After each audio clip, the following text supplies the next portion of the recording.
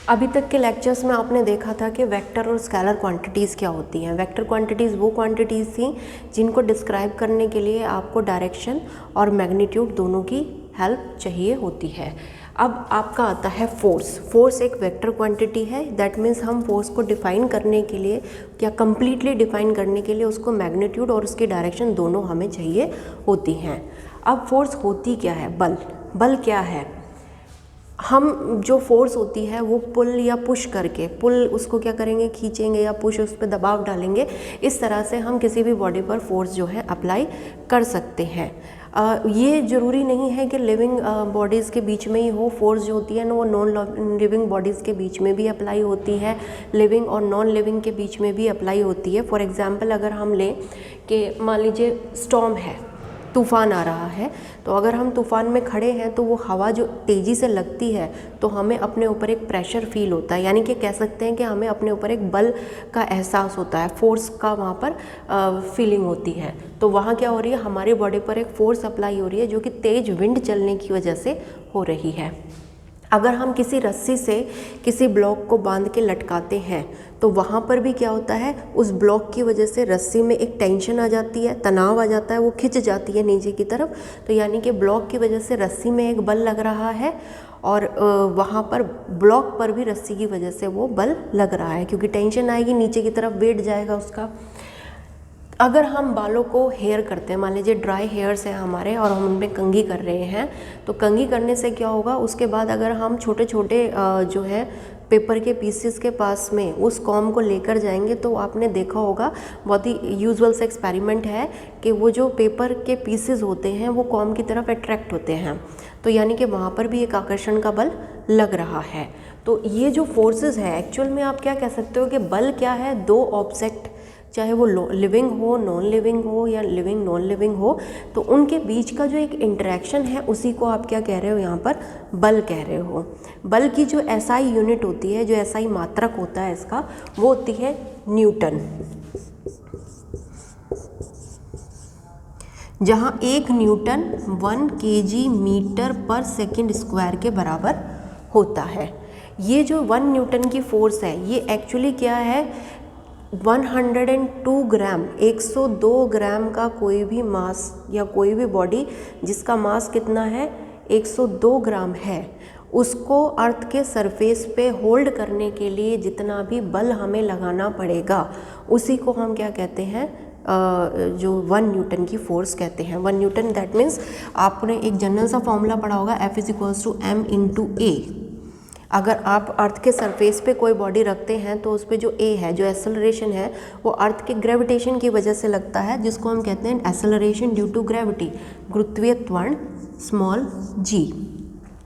तो अगर 1 न्यूटन की फोर्स यहाँ पर लग रही है तो m/g की वैल्यू होती है 9.8 मीटर पर सेकेंड स्क्वायर। तो यहाँ से m की वैल्यू लगभग आ जाएगी 102 ग्राम, यानी कि 102 ग्राम के मास को अर्थ के सरफेस पे होल्ड करने के लिए जितनी फोर्स हमें लगानी पड़ती है वही क्या है, हमारा 1 न्यूटन है। तो ये होता है force.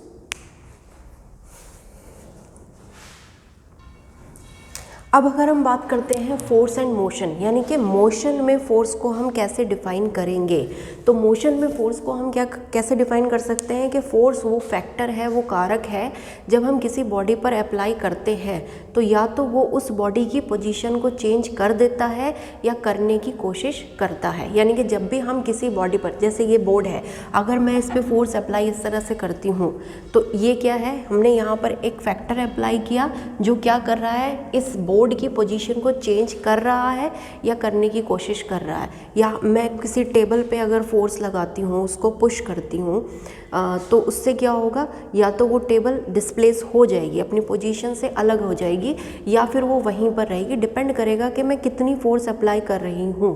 That means force motion के अंदर आप कैसे एक्सप्लेन करेंगे, फोर्स एक वो फैक्टर होता है जो किसी भी बॉडी की पोजीशन को या तो चेंज कर देता है या चेंज करने की कोशिश करता है।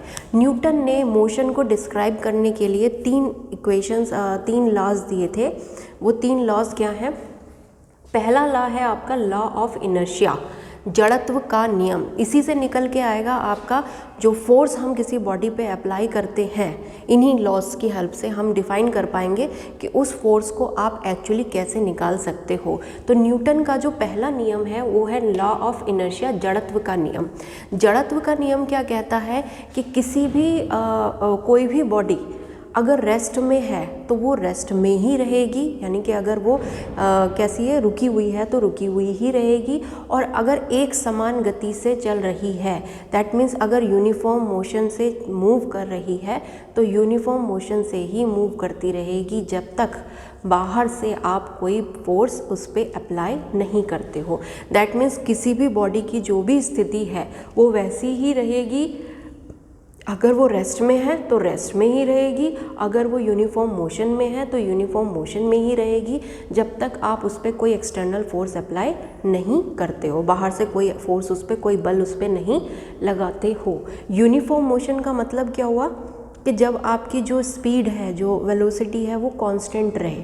कांस्टेंट रहने का मतलब क्या है कि वेलोसिटी में कोई भी चेंज नहीं आए टाइम के साथ। तो वेलोसिटी में अगर कोई टाइम के साथ चेंज नहीं आ रहा है, इसका मतलब वहाँ पर उसका एक्सेलरेशन क्या है, ज़ीरो है।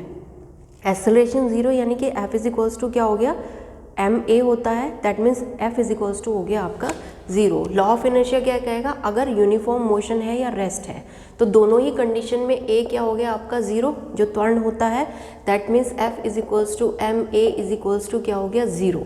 तो इस कंडीशन में जो बॉडी मूव कर रही है अगर, या रेस्ट में है, तो वो उसी स्टेट में रहेगी जब तक उस पर हम बाहर से कोई फोर्स अप्लाई नहीं कहते हैं। ये एक्चुअली होता क्यों है, ये इनर्शिया की वजह से होता है। इनर्शिया यानी कि जड़त्व। जड़त्व क्या है, किसी भी बॉडी की प्रॉपर्टी होती है कि वो अपने मोशन या अपने साथ होने वाले चेंज का अपोज करती है। जब तक हम उस पर बाहर का बल नहीं लगाएंगे तब तक वो क्या करेगी, वो उस बॉडी की पोजीशन को, अगर वो रेस्ट में है या यूनिफॉर्म मोशन में है, उसको चेंज नहीं होने देती है।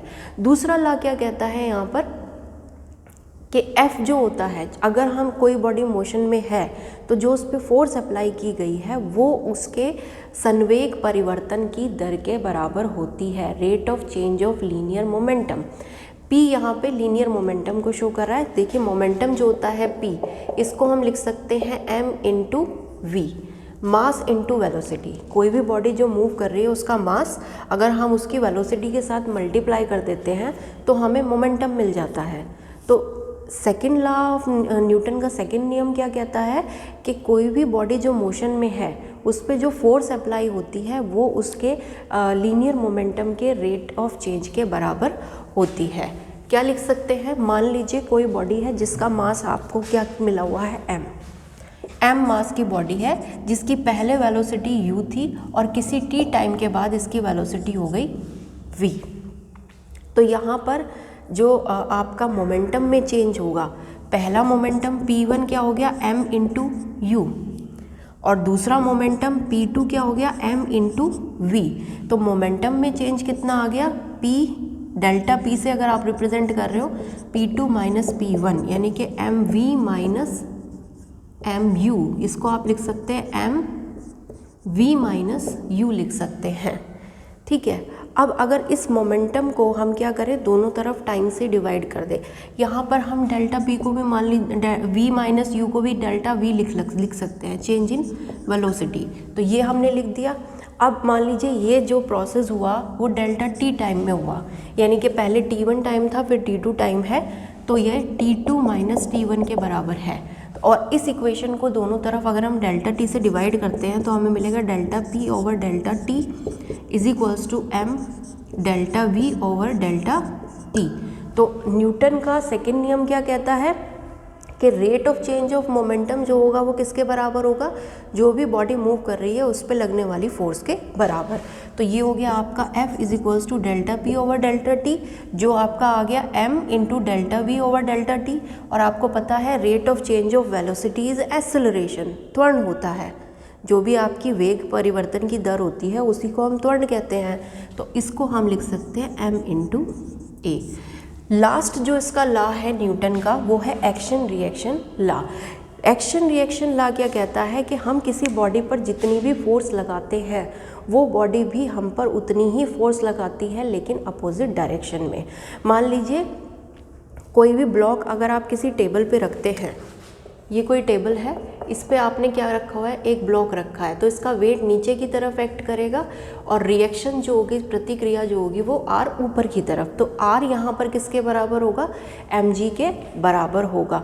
यानी कि ब्लॉक के वेट की वजह से जितनी फोर्स टेबल पे लग रही है उतनी ही फोर्स रिएक्शन जो है टेबल ब्लॉक पे लगा रहा है अपोजिट डायरेक्शन में। तो ये 3 नियम है। पहला लॉ ऑफ इनर्शिया, जड़त्व का नियम है, जो कहता है कि अगर कोई बॉडी रेस्ट में है तो रेस्ट में ही रहेगी, यूनिफॉर्म मोशन में है तो यूनिफॉर्म मोशन में ही रहेगी जब तक उससे पे बाहर से कोई फोर्स नहीं अप्लाई करते हैं। दूसरा नियम क्या कहता है कि जो फोर्स होती है वो rate of change of linear momentum के बराबर होती है। दैट मीन्स जो आप बल लगा रहे हो किसी बॉडी पर, जो मूव कर रही है उस पर जो बल लग रहा है वो उसके संवेग परिवर्तन की दर के बराबर होगी।